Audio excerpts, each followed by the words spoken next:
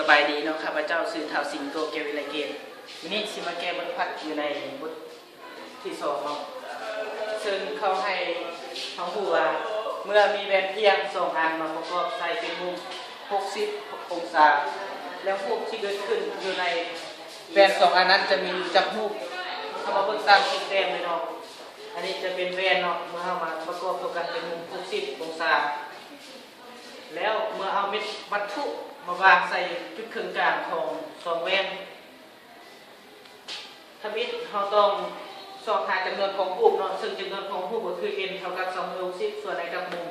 อัลฟาลบ1ซึ่งเขารูปอัลฟาคือ60เราแทนจะได้อยู่หารูปแล้วพอมาเบิ่งเนาะเมื่อเม็ดวัตถุ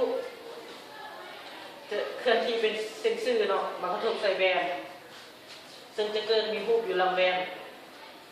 คือดังที่เราพูดว่าบนอีก็คือระยะของ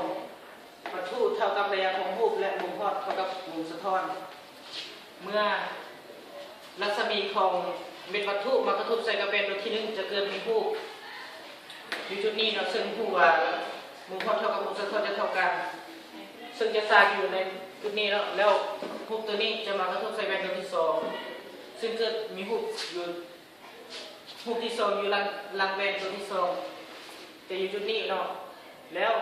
แบนแล้วรูปที่เกิดอยู่หลังแบนตัวที่สองมากระทบใส่กับแบนตัวที่หนึ่งจะเกิดมีระยะรูปอยู่จุดนี้แล้วเข้ามาเบิ่งต่ออยู่ในแบนตัวที่สองเมื่อเป็นวัตถุมาตั้งฉากใส่กับหน้าแบนตัวที่สองซึ่งจะเกิดมีรูปอยู่หลังของแบนตัวที่สองแล้วรูปที่เกิดอยู่หลังแบนตัวที่สองจะมากระทบใส่กับซึ่งว่ามาตั้งฉากใส่กับแบนเพียงตัวที่หนึ่งเนาะจะเกิดมีรูปอยู่หลังแบนเพียงตัวที่หนึ่งแล้วรูปที่เกิดอยู่หลังแบนเพียงตัวที่หนึ่งจะเป็นรูปที่สี่แล้วรูปตัวที่สี่จะมาตั้งฉากใส่กับแบนเพียงตัวที่สองซึ่งจะเกิดมีรูปตัวที่ห้าอยู่จุดสุดท้ายซึ่งว่ารูปตัวเม็ดวัตถุกับรูปตัวสุดท้ายจะมีเส้นซื่อหน่อยเนาะเข้าใจ